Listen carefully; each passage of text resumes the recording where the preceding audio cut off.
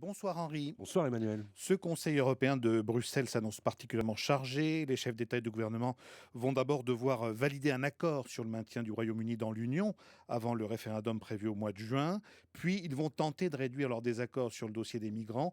Deux défis, on peut le dire, qui menacent comme jamais l'unité de l'Europe. Effectivement, une sortie de la Grande-Bretagne porterait sans doute un coup fatal à un édifice qui n'a jamais paru aussi fragile qu'aujourd'hui, tandis que la crise des migrants, Emmanuel, est en train de faire voler en éclats le principe de la libre circulation qui demeure l'un des piliers de l'idée européenne. Il y a donc le feu à la Maison Europe, chacun en est bien conscient. Le problème, c'est que les pompiers sont souvent aussi devenus les pyromanes. Et c'est d'abord vrai de David Cameron, qui tente simplement aujourd'hui de sortir d'un piège qu'il s'est en fait tendu à lui-même. Car il y a 3 ans, rien n'obligeait le Premier ministre britannique, qui n'est pas anti-européen, à promettre ce référendum, rien si ce n'est sa crainte à l'époque de voir fondre sa majorité au bénéfice de l'extrême droite populiste. Et c'est ainsi que l'Europe s'est retrouvée prise en otage par des petits calculs de politique intérieure.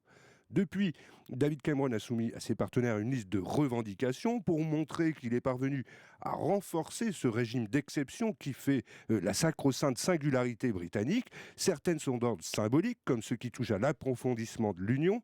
D'autres, en revanche, sont plus gênantes, comme ce qui concerne les droits sociaux des travailleurs immigrés ou les avantages pour la City qui risquent de pénaliser les autres places financières. Bref, demain, il y aura comme toujours des négociations au finish, mais leur issue ne fait aucun doute puisque personne ne veut assumer le risque d'une sortie de la Grande-Bretagne. La ligne est donc claire, il faut sauver le soldat Cameron. Et si l'on en croit les sondages, même s'il y a un accord à Bruxelles, l'issue de ce référendum sur le Brexit, donc la sortie de la Grande-Bretagne, reste incertaine. Absolument, et parce que ça, c'est l'autre mâchoire du piège. L'extrême droite et une bonne partie des conservateurs estiment que les nouveaux cadeaux obtenus par la Grande-Bretagne sont toujours insuffisants.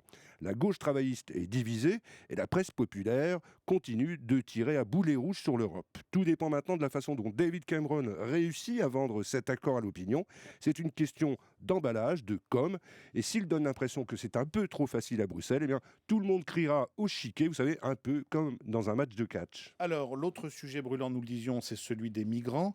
Henri, comment les Européens pourraient-ils se retrouver sur cette question qui les divise, on le voit, aussi profondément? Eh bien, sur la question de Schengen, il est possible qu'ils trouvent une formule de consensus pour renforcer les contrôles aux frontières extérieures de l'Europe. Mais sur les quotas, sur la répartition des réfugiés, là, c'est une autre affaire.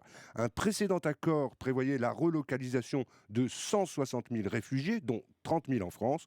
Or, il n'y en a eu que 400 dans toute l'Europe et la chancelière allemande, qui tente de pérenniser ce principe, paraît de plus en plus isolée. On peut se demander si Angela Merkel demain ne risque pas d'être la grande perdante de ce sommet. Et oui, il est bien possible que celle qui a sauvé l'honneur de l'Europe finisse par le payer au prix fort, à Bruxelles et même en Allemagne, où sa popularité est en chute libre. Mais il est assez troublant que la responsable d'un pays qui a recueilli plus d'1 million de réfugiés fasse maintenant l'objet de critiques de la part de ceux qui n'en prennent pas ou si peu. Admettons tout de même, Emmanuel, que les vieux hangars de l'aéroport de Berlin, qu'on a transformé en centre d'accueil, ont quand même une autre allure que la jungle de Calais. D'ailleurs, la semaine prochaine, le bateau d'une association humanitaire va prendre la mer au large de la Libye pour sauver des naufragés. Il s'agit d'une association franco-allemande, mais issue de la société civile, pas des États. Elle s'appelle SOS Méditerranée. Elle aurait pu aussi s'appeler SOS Europe. Voilà, sommet européen très riche demain soir et vendredi à Bruxelles et que nous suivrons bien sûr attentivement sur Europe 1. Merci Henri.